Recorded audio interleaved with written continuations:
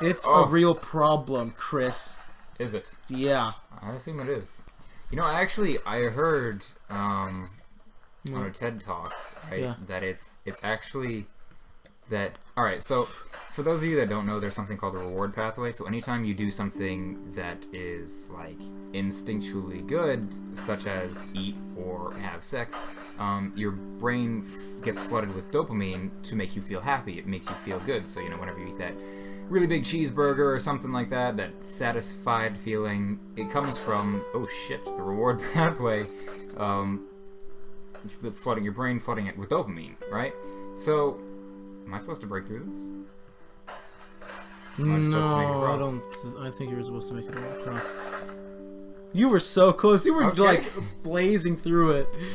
Yeah, you were saying. So, that's pretty much what happens. But you can become addicted to things. So, you can be trained to feel that through certain things. So maybe there was a certain song playing when you had that cheeseburger or when you had sex or something like that, right? Mm-hmm. So when you hear that song again, and you're not doing any of that, you can get reminded of that feeling just by hearing the song. So let's say, you know, I don't know. All right. So when I was younger, when I was in like middle school, I listened to the Green Day album at that time, right? And in that summer, I was heading to Hershey Park with some of my friends to go hang out, and it was an amazing time. I loved it. And anytime I hear one of those old songs now, I get that little bit of like, it's not quite nostalgia, it's almost, but it's like you feel happy because you remember that time. It's that dopamine pathway, the reward pathway flooding your brain again.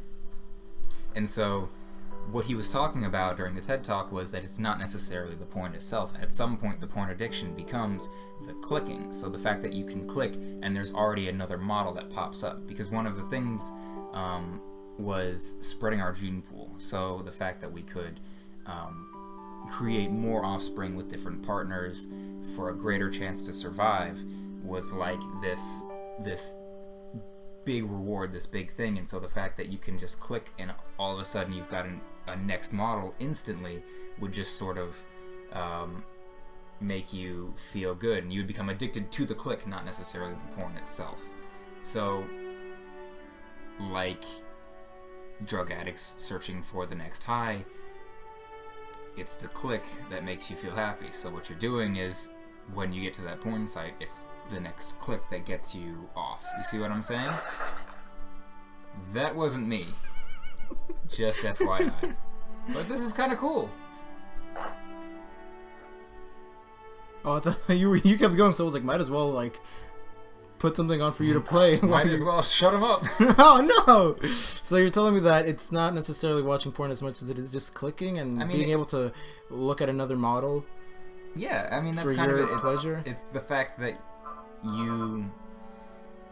It's kind of like... I mean, it is the models at some point, because that's what gets you going, but it's the fact that at some point, the clicking is what really, like, makes you happy again. Oh. It's what triggers the happiness. So just an interesting tidbit of information for you.